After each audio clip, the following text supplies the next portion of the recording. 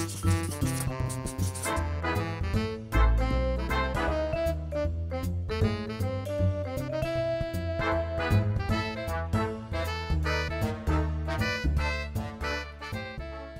this is Dave and welcome to the Table, a series of videos where I review and discuss various board and card games, looking at them from a family perspective. Today we're going to be taking a look at Destination Neptune from Griggling Games, and this is a game for 2 to 4 players, and it has an optimistic view of commercial space exploration over the next century. And so you're going to be taking on the role of an organization whose intention it is to go out and explore and expand and develop into our solar system. And so this is going to take place over 4 generations.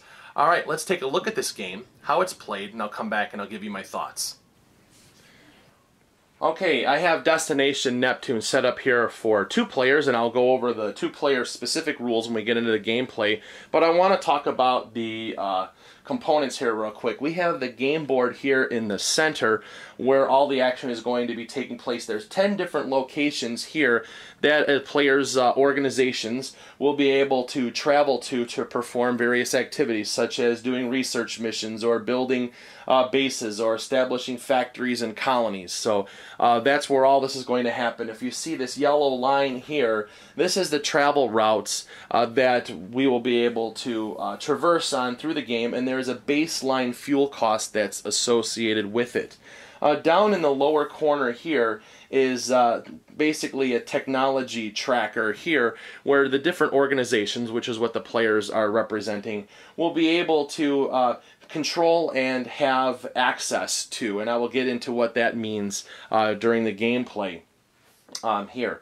We also have a victory point track along this edge of the game board and a fame track that's down here, and fame is a resource that we will be able to manage as well. Each player is going to receive a number of these wooden discs that they're going to use as markers signifying their activities on the game board, and they're also going to receive 3 of these little rocket ships here, which represent their construction teams that they're going to move around the game board. There's a number of counters that come in the game. We have ones here for fuel, and we have ones here which are credits, which is the money that we're going to be using in this particular game. There are a number of cards that are going to drive this game here. They're divided up into generations, and so you'll be able to tell what generation it is by looking at the lower right hand corner of the card. And so they've already been divided and shuffled up over here. These are the first generation cards here, the second, third, and fourth.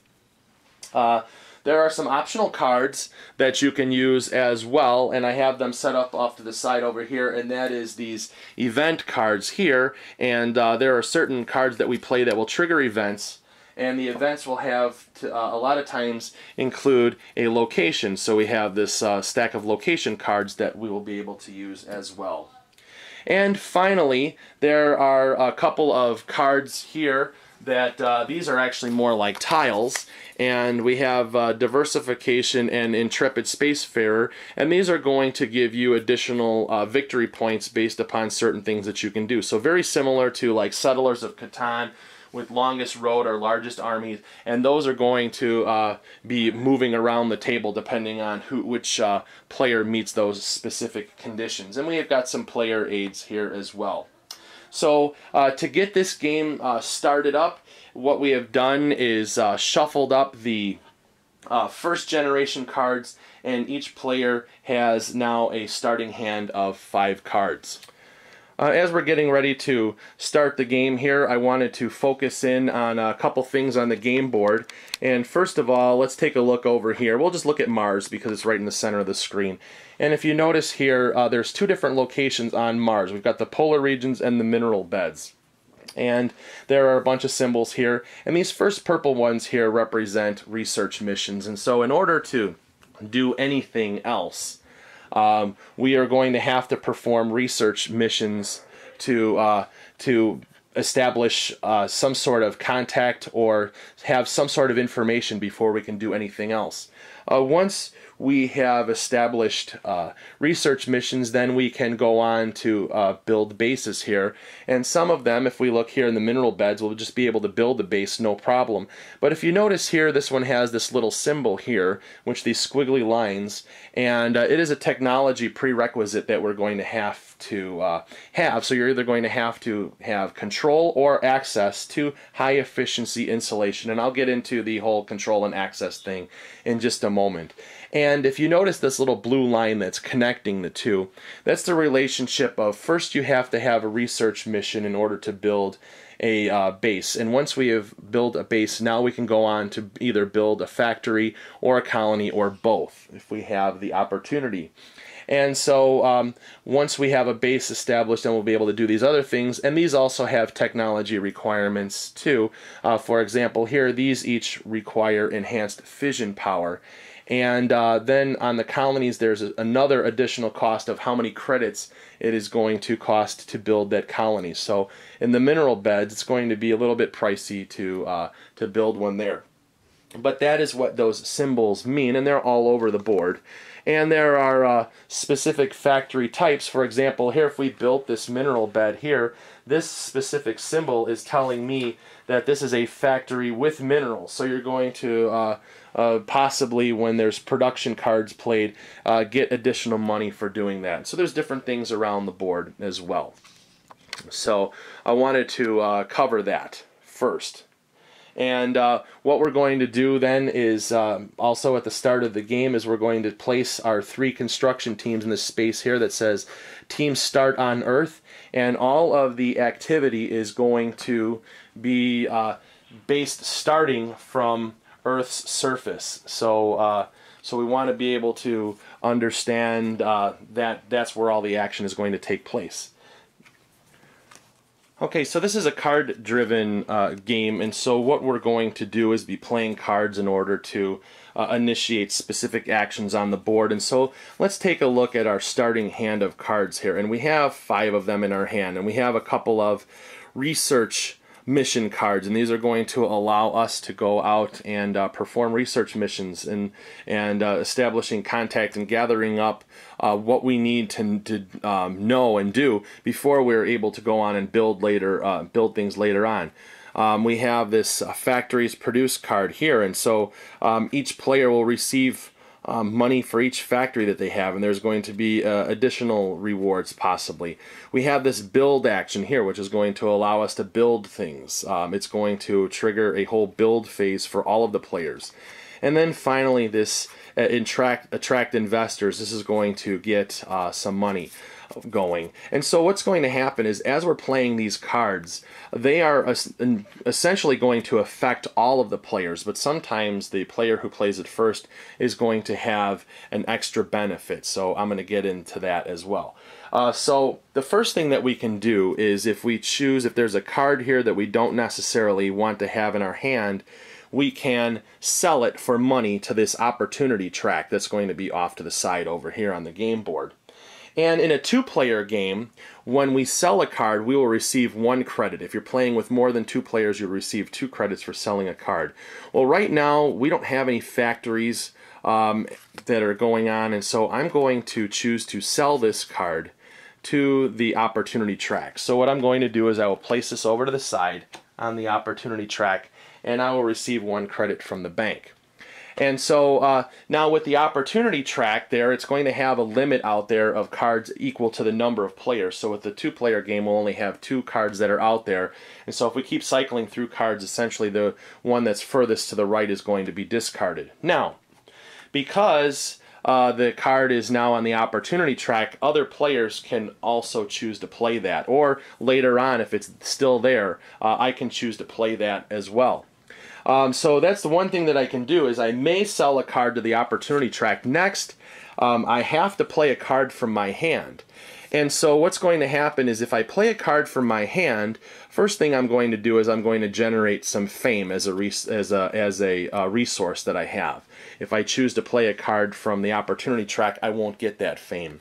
Well, to get things started here, I really think that I need to perform a research mission. And so what this says is the active player may establish research missions for 1 credit each. plus the fuel cost from Earth. So let me show you what that's going to mean. So I can do this, as much money as I have, I can choose to perform multiple research missions, and then other players may also do the same thing. Now this is going to get into controlling and accessing, and since I'm the first player and I'm going to be able to do this, I'm going to essentially establish control of research missions on a few different places, and I'm going to want to maximize my turn here and try to get some things going on here. Now I can choose to go anywhere that I want on the board as long as I can pay for the fuel costs to get there. So right now I have 5 fuel here that I have to work with, and so I'm going to try and use up a bit of it here. So on my turn, what I'm going to do first is I'm going to pay 1 credit to the bank, and I'm going to pay 2 fuel to establish my research mission on the atmosphere of Venus. So I paid my credits and my fuel, and now I'm going to place a disk right here on Venus. I am the first one that is there, so now I am going to I will control this specific research mission. And so let me get the other ones established, and I'm going to show you what happens afterwards. And I believe that the other thing that I am going to do is I will pay 1 fuel and 1 credit to establish a research mission in Earth's orbit right here. So I want to be able to build a base up here and kind of be able to reduce some fuel costs for travel later on. So I have paid that one, paid the other one. Now what's going to happen is that I've done that. It says in clockwise order, starting with the player of this card, each player may pay a controlling player 1 credit, or 2 in a 2-person game to gain access to any existing research mission, then collect 1 fame for each research mission controlled. I am the one who is in control of these. I was essentially the first one that's there. If another player wants to have access to it, what they're going to do is they are going to pay me essentially to buy that research. And so the first player, they're not interested, or the second player, they're not interested in going to Venus, but they want to get into Earth's orbit. So what they're going to do is they're going to pay me 2 credits. So I have 2 credits coming to me. And they will take one of their discs now, and they're going to place it underneath mine. So now they essentially have the same presence there with this research mission, but I am in control of that. And so having control over it is going to allow me to reap the fame benefits from cards that are being played like this. So this research mission. So now that I've done that, what I'm going to do is start collecting fame here. I collect 3 for playing the card, so I'll move this up on the track 1, 2, 3. And then at the bottom it says collect 1 fame for each research mission controlled. Well, I have 2 right there. So I control this one here and this one here. At the end of my turn, I'm going to discard this card here, and I'm going to draw back up to 5 cards. So I sold 1 to the opportunity track, and I played a card, so now I will draw 2 cards, bring them back up to 5. The next player is going to take their turn, and we're going to look here and see what we have here. We've got some research missions here. This one is going to go a different route. This one is he's going to play this technology card. And so what this technology card is going to be able to allow me to take control of an available technology down here. So, or I can gain access to one that's already in control without having to pay them. So what I'm going to do is I'm going to play this card here, and I will take control of high efficiency insulation down here. So I'm going to place this here. Now what's going to happen is at any time now, players, and including right now, other players can pay a fee. Essentially, they can buy this technology from the player who controls it. And so the first player is going to say, you know what, I want in on that. So they're going to take 2 credits, and they're going to pay the player who controls it, and they're going to place their disc underneath it. So now they have access to that technology. So again, they essentially can use this, but when it comes to generating any fame, they're not going to have that benefit. So what's going to happen now with this player is they're going to generate 4 fame for playing this card here from their hand, and then they'll get 1 additional fame for controlling that technology. And they'll discard this card, and they'll draw a new one. And so this play is going to continue doing that, and essentially we're going to start getting into a few different other things where we're going to be able to build. And when we build something, if we play a build card, this is going to trigger a building phase for all players, and it's going to start, and it's going to go in 3 rounds, starting with the player who played the card. And essentially what's going to happen is you will be able to, as long as you have the fuel costs and you already have a research mission or whatever, you can start building things. So for example, here on this turn, if I was to play this build card, which I will, I am going to play this build card here. It says, in 3 rounds, starting with the active player, each player may build once per round. So starting with this, starting here, what I'm going to do is I am going to move a construction team up to Venus, and I am going to pay 2 fuel to travel there.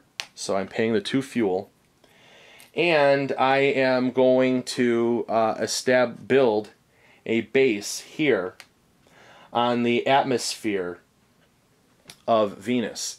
And the reason that I can do this is I already have access to this high efficiency insulation. So now I am able to build a base there. And so what's going to happen now, clockwise, the second player is going to be able to build, and then any other players if we're playing a multiplayer game. And then it's going to come back to me on the second phase. I'm going to be able to build again, and then they'll have a chance. And then finally, a third time, I'll be able to build. And so as long as I have research missions in different places, I'll be able to build and send my construction teams out as long as I have access, or as long as I have the cost to be able to pay it. One other thing I just realized here, because I had a base in Earth's orbit, that would have reduced my fuel cost here by 1. So instead of 2 fuel, it's only going to cost me 1 fuel. So made a mistake there. And then on my second action, since I already have, I'm sorry, no, it's going to cost me 2 fuel because I didn't build there. So my mistake there, screwed up on that. So essentially that I don't have any more fuel to travel around, so I'm not going to be able to build anything. However, the second player, on one of their chances to build, they would pay 1 fuel, and they would go ahead and build a base here on Earth's orbit. So now that they have something built here, when they're traveling away, they're going to be reducing their fuel costs, their travel costs to move from place to place. So then what'll happen now here is I'm going to get 3 fame for playing that card, and then this gets discarded. I'll draw another one here. If I choose to play a card that was up in the opportunity track, I wouldn't gain any fame. I'd still be able to play it. And so again, this is going to go on here. Now that this one has established a base here, we'll be able to start building factories or colonies as long as we are able to have the technologies built here. So we're going to be able to branch out here. We're going to have certain technologies over here that are going to increase my speed, so it's going to reduce fuel costs. And if you start having bases built out here, it's going to further reduce your costs. But essentially, when you're moving construction teams around, you're going to have to figure out what it's going to take to move from place to place. So keep that in mind. You're going to have to manage that resource. Some of the cards that we're going to play are going to trigger events. And so, for example, here, if I played this one that said factories produce, it's going to trigger an event. So if I did that, what we'll do is we'll draw an event card here, and it's going to say construction disaster. And it says pick a location card, and players lose 1 fame for each construction team they have at that location.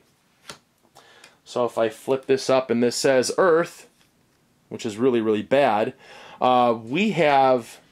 right now, the yellow player has 3 construction teams at Earth, and I have 2, so they would lose, and we're going to lose a bunch of fame because of that.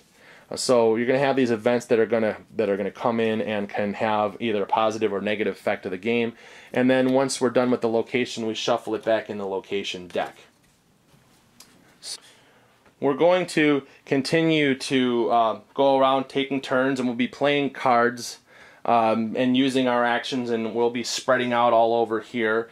And what's going to happen is we have a few different things here. We have this fame track here, and we'll be able to sell off some fame when we use the attract investors card here. We'll be able to essentially we'll be able to collect credits for fame. So we'll be able to sell off some fame in order to generate money.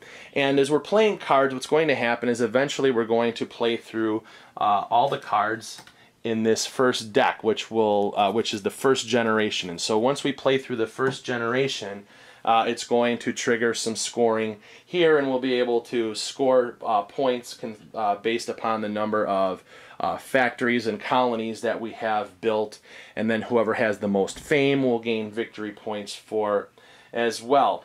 And then what's going to happen is then we'll move into the next generation, and so we'll be using the cards from the second generation and so on and so forth, and then moving into the third, and then finally the 4th generation. So we have 4 generations of play that's going to go over here. At the end of the 4th generation, the victory point awards are going to be higher, and then at the end of the game, we will be able to spend...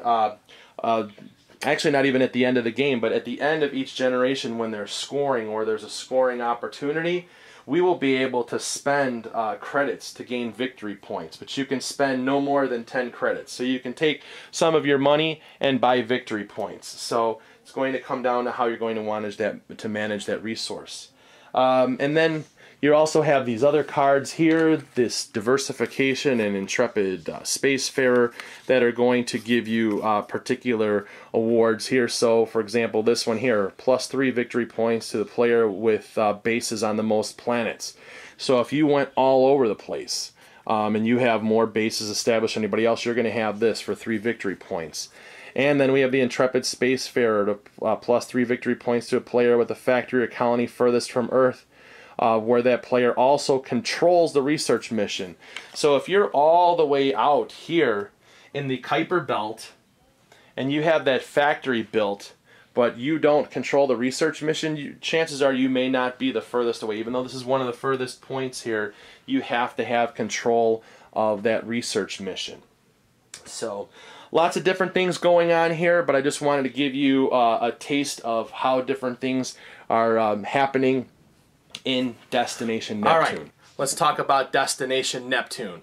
And let me start off with everything that you get. There's a lot of stuff that comes in this game. So you got a lot of pieces. The board is very big. So again, this is going to be a game that's going to take up a good amount of space on a table. So just be prepared for that when you're going to crank this out. Artwork here, I love this box art. I mean, this is really cool. I mean, to me, that's an awesome just whole space exploration picture. This looks great.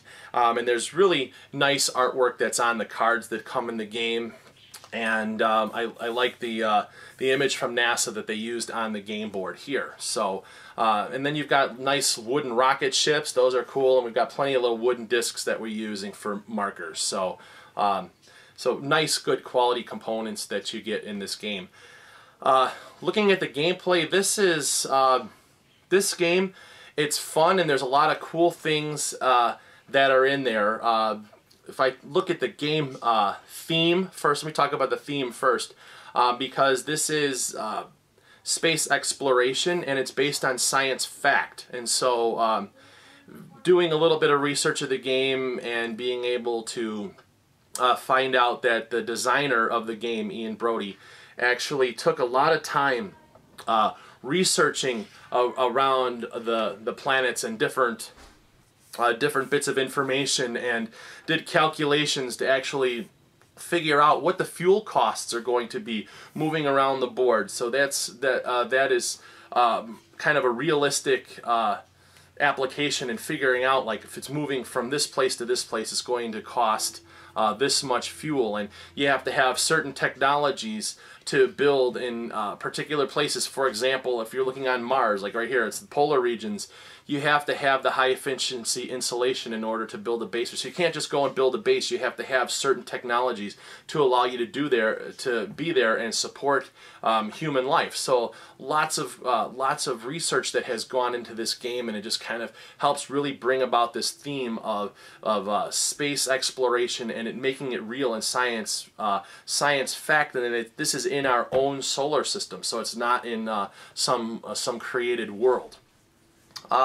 Looking at the mechanics of this game,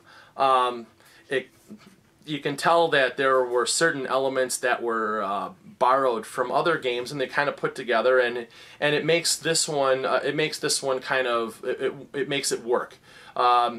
We have this feel like the first time that I've played it, it felt like I was playing like Puerto Rico, or even a card game like Race for the Galaxy or San Juan, in the fact that we're going to play a card and it's going to trigger an action, and I'm going to be able to do it, and then everybody else is going to be able to do it. And some of them are going to result in me getting paid. They're essentially, if I'm playing a technology card and I'm going to control a technology, take control of an available technology, or have access or whatever, I get it, and then if anybody else wants it at any other time, they're going to be paying me. Even when I play, but technology specifically, they can do it any time, but if I play the card, they can pay me. Same thing with the research missions. And then, you know, the benefit of building is first come, first serve, and there's other ones where you're going to get more money than anybody else. But essentially, that's what it felt like. One person calls the shot as to what the action is going to be, and then everybody else has access to that too. So very, very similar feel to Puerto Rico and games like that. And then also having this diversification and the intrepid spacefarer. This pretty much reminded me of Settlers of Catan. So they borrowed those couple ideas there too, which is fine. So it kind of helps you to set some specific goals for playing this game. And what are you going to do? You're going to try and be diverse. You're going to try and get the furthest out. So it's going to help you to give some further strategies to the game. Some of the things that I did kind of find a little bit confusing or cumbersome was the calculations for using fuel, and remembering that you have bases along the way to add and subtract. So you have to be mindful of that. So it can get a little mathy, and then you also have to remember that you have certain technologies that are going to increase your speed and stuff. So you're going to have to be aware of that when you're calculating your fuel costs moving from place to place. So that was probably my only complaint in this game. Playing it in 2 players, you have to remember to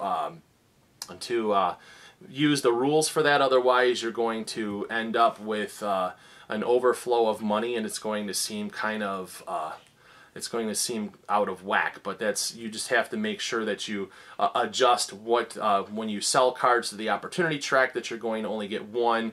You're only going to get 1 credit instead of 2, and then it's going to cost you more to have access to research missions and to technology. So just be mindful of that. Otherwise, it's going to seem like, wow, there's a whole lot of money here that's going on. Playing this game, be mindful that if you are an experienced player and you are going to play this with people who have never played this game before, chances are it's going to be lopsided, and you may have a runaway victory condition because you have spent some time with this game and can understand some of the intricacies and some of the underlying strategies in the game. And so just be aware of that. Take it easy on somebody when you're teaching them the game, and so just be mindful of that, because you can start developing strategies here, and if you know the intricacies of how everything works and how money is and credit and everything is generated, you're going to have a significant advantage over somebody who's inexperienced playing this game, and it can become very apparent. And so an initial impression from somebody may be, wow, this can just cause a runaway condition. And so play this game with other people who have as much experience with this game as you do, and it's going to give you a more fulfilling experience. Okay, so I just wanted to bring that to your attention in playing this game, because there are certain underlying strategies that you can develop in here that you want to try and play this with people that are on an even playing field, or realize that you're going to have to back off some when you're teaching people to play the game. Playing this game, it plays okay with 2 players, but it's better with more players, because just the whole idea of racing to fill up spaces, it becomes more lucrative when you're playing with 3 or 4 players, because you won't have control of as many research missions, or control of as many of technologies. So you're not going to be generating quite as much fame from there, and so it's going to make it more of this competition between 3 or 4 organizations to really establish their presence and come out on top. So it plays okay with 2, but chances are you're going to be running through all these things, and you're going to run out of spaces, and you're going to feel like there's nothing to do, especially if you have an advantage over another player. So this one, I really like it more 3-4 players. Looking at this game from a family perspective, this is science fact. So to bring this game to the table and be able to share this game with members of your family, with kids, I would say this one here, definitely 12 and up. Don't try and play this one with little kids, because they're not going to grasp the whole concept, and there's a lot of symbols on the board, and they're not going to know what it means. And so don't try to play this with like an 8-year-old or a 10-year-old. 12-year-olds, okay, probably the safest bet is going to be at least 13 on up. So junior high kids can be able to understand a lot of the science that's going on in this game, and that's what this game brings to life. This is going to bring about science. You're going to be understanding that, and then as well you're also going to understand resource management, and you're going to have to realize that, hey, if I want to do these things, it's going to cost me money. If I want to go to this place, I'm going to have fuel to get there. So you know what? This game, have them play this game, and then in real life realize, you know something, you want me to take you somewhere. Are you going to, and it's like, are you going to pay me the gas to get there? Do you have the money to buy stuff that you want? Take that into account, before, especially like right now, I have a teenage son that every day he's wanting just to go drive somewhere just to do something. And I'm like, you know what, do you have the money to pay for the gas to go there? No. I'm like, well, you have to think about this. We're not going to go driving around wasting fuel. You have to prepare for it. If you have the money to pay for the gas, that's fine. You can go do that thing. If you want to go to the store and you have money to do things, that's awesome. That's just like this game. You want to go and build something, or you want to do something, do you have the money to do it? Do you have the fuel to get to where you want to go? So this is definitely it's a practical application through this game. So sorry for my rant there, but that's kind of how this game can translate into real life. And managing your resources, so that by playing games like this is going to put that in their mind of, even though they're playing a game, it can translate into real life. So again, this game really is going to bring about some of your resource management here. You've got a few different things that you can do. And so again, in managing the resources is how you're going to do things to make sure that you have enough money to be able to get in on specific actions and not get left in the dust, and also try to maximize where you are to get the most victory points. So Overall, like I said, Destination Neptune, this is a fine game. I like this one, especially with 3 to 4 players, but just be mindful that there's a few things in here that you have to be aware of if you're playing with 2 with the rules, and then also understanding that if you're playing with less skilled players, that there can become a balance issue. But other than that, this is a fine game that does a real good job of portraying real life optimistic view of what space exploration is going to look like in our solar system in the future. All right, that's it for now, and join me again next time as we take a look at another game and we see how it makes it to the table.